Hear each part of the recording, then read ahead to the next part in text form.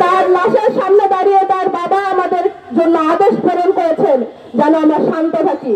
উগ্রবাদীদের বলতে চাই, আমাদের ধৈর্য আমাদের দুর্বলতা না, আমাদের ধৈর্য আমাদের প্রস্তুতি। আপনারা আরো কঠোর মোকাবেলা করে প্রস্তুত থাকেন যদি না আপনারা এখনই পিছু হটেন। আর ভারতকে বলতে চাই, বাংলাদেশের লাশ গুনে গুনে ভোট কাউন্ট করা এবার বন্ধ করতে হবে। আমাদের যখন জুলাই বিপ্লব চলছিল তখন ভারত থেকে আমাদের স্লোগান দেওয়া হয়েছিল, মোদির পোষা হাসিনা তোমার ভালোবাসি না। ভারতের সাধারণ জনগণ আমাদের সাথে আছে, তারা প্রতিবেশী শুভাচরণ করতে চায়। শুধুমাত্র ভারতের বিজেপি সরকার তাদের হিন্দুত্ববাদী রাজনীতি বজায় রাখার জন্য বাংলাদেশের আরেক কুলাঙ্গা চিরকালীন কলঙ্ক শেখ হাসিনার সাথে হাত মিলিয়ে এখন পর্যন্ত বাংলাদেশের বিরুদ্ধে ষড়যন্ত্র করে যাচ্ছে। বাংলাদেশের পররাষ্ট্র মন্ত্রণালয়কে ধন্যবাদ, তারা দিল্লিকে সাফ জবাব দিয়ে দিয়েছে। বাংলাদেশের অভ্যন্তরীণ বিষয়ে আপনাদের নাক গলানোর দরকার নাই, নিজের চরকায় তেল দেন। বলতে চাই, আপনি নিজের গতি বাঁচান, বাংলাদেশ নিয়ে আপনাকে চিন্তা করা লাগবে। সংখ্যা গুরু সংখ্যা লঘু বলে আর কিছু থাকবে না। প্রত্যেকটি এই জুলাই বিপ্লব যতটা আবু সাইদের ছিল ততটাই হৃদয় তরুয়ার ছিল। এই জুলাই বিপ্লব যতটা নাম না জানা মাদ্রাসা ছাত্রের ছিল, রিক্সা চালকের ছিল, ততটাই বাবার কোলে খেলতে থাকা রিয়া গোপেরও ছিল। এই জুলাই বিপ্লবে সমস্ত পেশার, সমস্ত ধর্মের, সমস্ত বিশ্বাসের মানুষের রক্ত ঝরেছে। সমস্ত বিশ্বাসের মানুষজন এখানে আন্দোলন করেছে, রাস্তায় নেমে এসেছে। সবাই এক বাক্যে স্লোগান দিয়েছে যে আমি আমার দেশের মাটি কারোর হাতে হতে দিব না।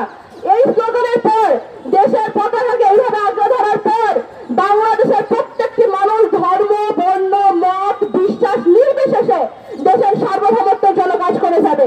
কখনো আর কোন ষড়যন্ত্রকে আমরা সফলতা দিতে পারবো না, আমরা দেব না। আমি সনাতন ধর্মাবলম্বী ভাই বোনদের বলতে চাই এবং একই সঙ্গে অন্যান্য ধর্মাবলম্বী যারা রয়েছেন তাদেরও বলতে চাই, আপনারা কোন উগ্রবাদী জঙ্গি সংগঠনের সাথ দেবেন না যদি তার সাথে কোনো ধর্মীয় লেবাস যুক্ত থাকে, ধর্মীয় পতাকা যুক্ত থাকে, তারপরে না। আমরা যখন আইএসএস, আল কায়েদার মতো জঙ্গি সংগঠনগুলোর বিরুদ্ধে কথা বলি, মৌলবাদীদের বিরুদ্ধে কথা বলি, তখন একই সাথে ভারতের হিন্দুত্ববাদী রাজনীতির প্রভাব যেন বাংলাদেশে না পড়ে সেই জন্য আমরা কথা বলবো। যে কোনো ধরনের উগ্রবাদ মানেই জঙ্গি। জঙ্গি কোনো লেবাসে হয় না, জঙ্গি কোনো বক্তব্য হয় না, জঙ্গি হয় মরণে, জঙ্গি হয় বিশ্বাসে, জঙ্গি হয় চিন্তায় এবং কর্মে।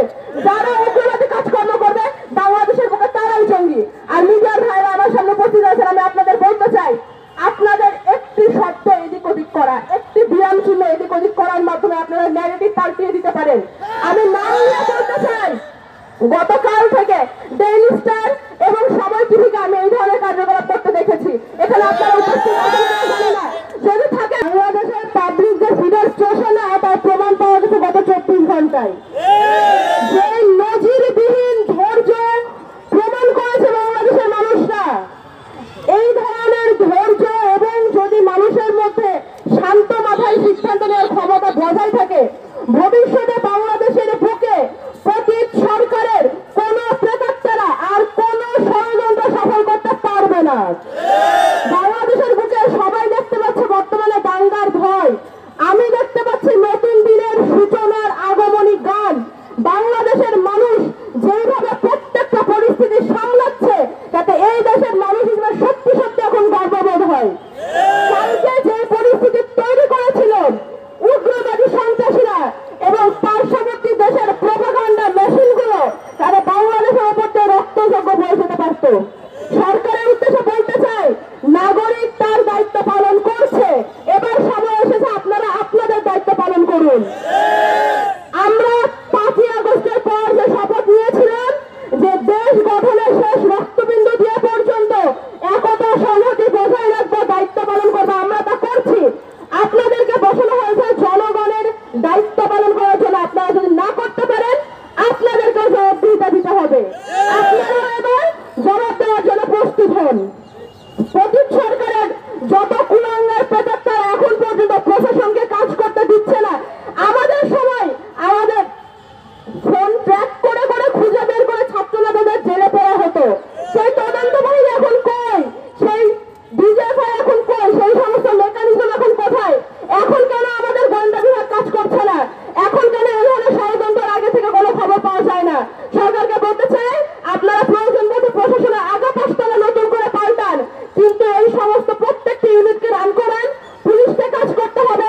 বিবিকে কাজ করতে হবে, বিজে